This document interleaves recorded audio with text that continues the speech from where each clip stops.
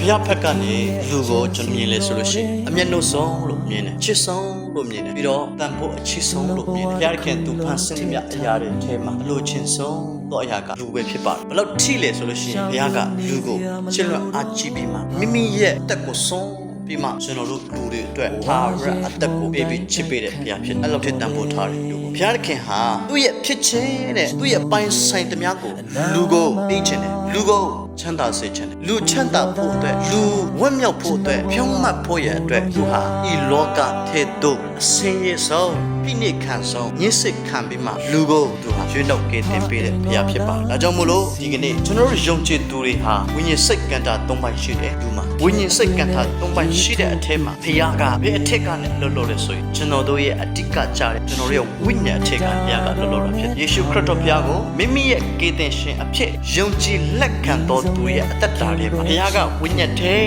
မှာကျွန်တော်တို့နဲ့အတူတူရောနောပေါင်းစည်းကဒီနေ့ကျွန်တော်ရဲ့ဝိညာဉ်နဲ့သူ့ရဲ့ဝိညာဉ်ကိုလောင်းတော့ဖြစ်စေပေးဒီနေ့ဘုရားကိုဆက်တွေ့ခြင်းရင်ဘုရားသခင်နဲ့စကားပြောခြင်းကျွန်တော်တို့ဘယ်အထက်မှာလာရလဲဆိုရင်ကျွန်တော်ရဲ့ဝိညာဉ်ထဲမှာပြီးဝတ်တဲ့ဝိညာဉ်တော်ထဲ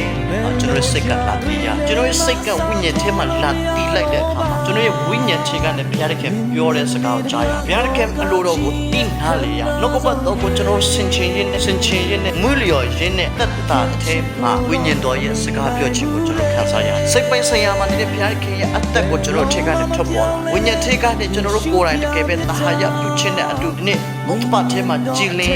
ပြီးမှဘုရားရဲ့တဘောဝါကကျွန်တော်ရဲ့စိတ်နဲ့ကံထားထဲမှာဒီနေ့တက်ရောက်လာတဲ့အခါမှာဒီနေ့ကျွန်တော်တို့အထက်ကနေဘုရားရဲ့ဘုန်းတော်ဘုရားရဲ့အလိုတော်ဘုရားရဲ့ကြံစည်တော်ဘုရားရဲ့စီမံကိန်းကိုကျွန်တော်တို့အထက်ကတည်ဆောင်လို့ရတော့တာဖြစ်တယ်ဒီနေ့ကျွန်တော်တို့ကိုကြည်တော်သူတိုင်းကျွန်တော်တို့ကိုမြင်တော်သူတိုင်းကျွန်တော်တို့ကိုထိတွေ့ရတော်သူတိုင်းဟာဘုရားခင်ရဲ့အသက်ကိုခံစားရတော်သူဖြစ်လာဒါကြောင့်မလို့ကျွန်တော်ယုံကြည်သူတွေဟာဒီတိုင်းအသက်ရှင်နေခြင်းမဟုတ်ဘဲနဲ့ကျွန်တော်ရဲ့ဝိညာဉ်ထဲမှာရှိနေတဲ့ဝိညာဉ်တော်ကိုကျွန်တော်ရဲ့စိတ်ကဝိညာဉ်ထဲမှာလစ်တည်လိုက်ခြင်းအပြင်ဒီကနေ့ကျွန်တော်တို့ရဲ့အထဲမှာဝမ်းမြောက်ခြင်းတွေပျော်ရွှင်ခြင်းတွေညီသက်ခြင်းတွေအထဲမှာခံစားရတာဘလို့ပဲစိုးရင်ပူပင်တော့ကားတဲ့ရှိနေပါစေကျွန်တော်ရဲ့အထဲမှာရှိတဲ့ဝိညာဉ်တော်နဲ့သဟာယပြုလိုက်တဲ့အခါဘလို့ခက်ခဲပြဿနာမုန်တိုင်းတွေဘလို့ပဲပြင်းထန်နေပါစေခရစ်တော်ဒီကျွန်တော်တို့အထဲကနေသိထုတ်ပေးတဲ့ဘုရားဖြစ်တယ်တရားလေးကျွန်တော်ဝင်ငါချင်ပါတယ်